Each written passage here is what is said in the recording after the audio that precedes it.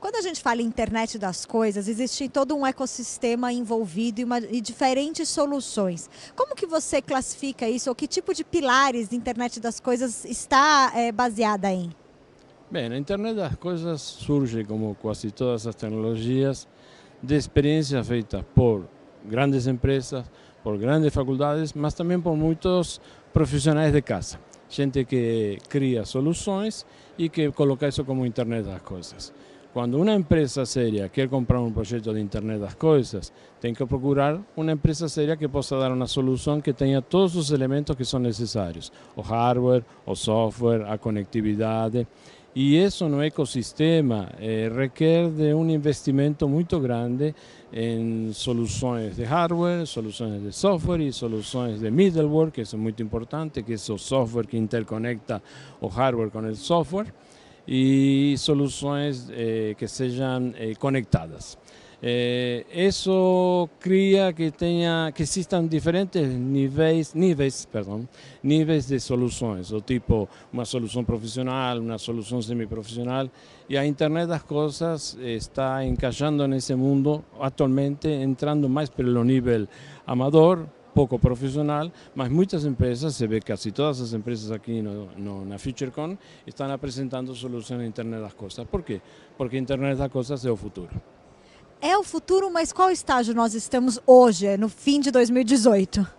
No fim de 2018, nós já temos algumas soluções de conectividade, temos muitas soluções de hardware, temos muitos parâmetros tendo possibilidade de ser medidos, controlados.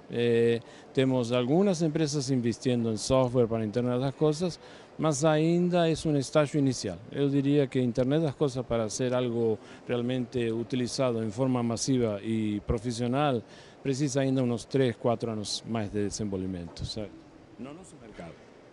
Quais são os principais desafios ainda para serem vencidos? Conectividade é um elo, é um fator de risco ou não? Conectividade é um fator de risco, porque você pode criar uma solução muito interessante e não ter capacidade de vendê-la porque não tem capacidade de conexão. Existem algumas empresas, inclusive algumas empresas que já estão no Brasil, que estão começando a colocar a possibilidade de vender redes, tipo Sigfox, ou LoRa, ou LP1. Tem algumas empresas que já estão pensando em colocar antenas para esses serviços nas suas torres, certo? Então, eu acho que é um mercado que está começando. Algumas empresas estão investindo, empresas grandes como as operadoras de celular estão investindo porque sabem que é um mercado que vai decolar em um curto prazo de tempo, certo? Você tem, por exemplo, aplicações M2M, Machine to Machine, que já estão sendo feitas por empresas de grande prestígio internacional, como Vodafone ou a própria Orange, e já com instalações de clientes no Brasil. E estão utilizando hoje em dia basicamente a rede celular. Mas a rede celular ela é cara para esse tipo de serviço. E ela não tem a cobertura que se precisa. Por exemplo, se a aplicação é agrícola, a rede celular não vai cobrir toda a área rural.